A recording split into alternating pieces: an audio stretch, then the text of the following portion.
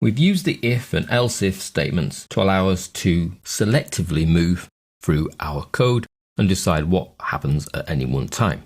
Now, if we use the case select working file, you'll see we have a copy of the last statement we had, the hello statement. And we can see that we can run that and it says good afternoon guy.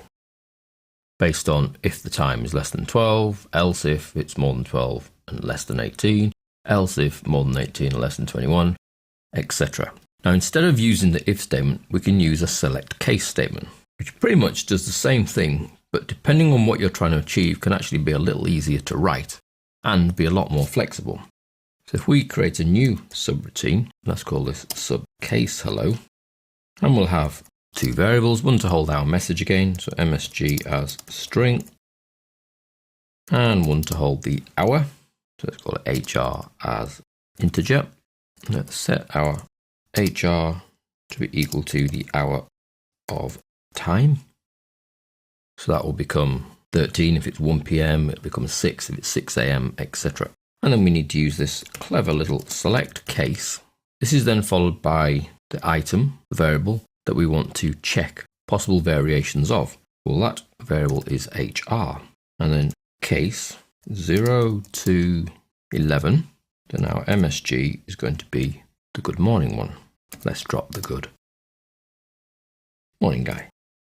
Now, this indentation that I'm carrying out here is not actually required for the select case statement to work. It just makes it slightly easier to read. So we start with select case HR. So we want to check the HR variable for possible variations of its value. Telling it what to do at each value is then case 0 to 11 and then case 12 to, let's go for 17, shall we? So that's from 12 noon till 5 p.m.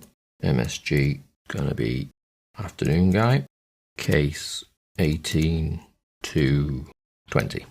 MSG equals even guy. Case greater than 20. So you can see a variation there. We haven't used a range. We've used the more than symbol. So if it's greater than 20, then MSG equals hi guy. Just for tidy up sake, I'm pulling that back to there. Now, the select case statement does need to end, and it ends with end select, so that the VBA knows when to stop checking for more possible cases. Now, the case statement, a bit like the else if really, will drop out of the select case statement when it meets a true criteria. So it will come in here. If that's not true, it'll move to the next one. If that's not true, it'll move to the next one. If that's true, it will carry out any commands between here and the next case statement. And there could be many, it could be lines and lines of them. And then it will drop out to here, which is after the end select. So let's push our little message box out here to see if this works. msbox, msg.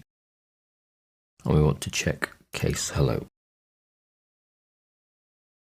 And it says afternoon guy, just as the other statement did. Now, if I change the system clock, so I've changed the time on the system to after 11 at night, I can then run my case hello again, and it says night guy, because it's fallen into the case part of being greater than 20, so after 8 p.m. So the case statement here, the select case statement, is used instead of an if, usually when you've got a lot of choices, because an if statement can get quite messy. You've seen up here that we've got if, else if, else if, else. Can get a little untidy and a little much more difficult to follow, whereas the select case statement, extremely useful.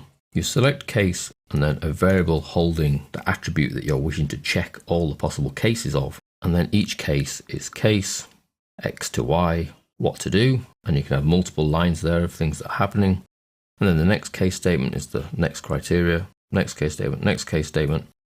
When you finish all your case statements, you then simply put end select at the end, so the VBA knows when the select case statement has finished.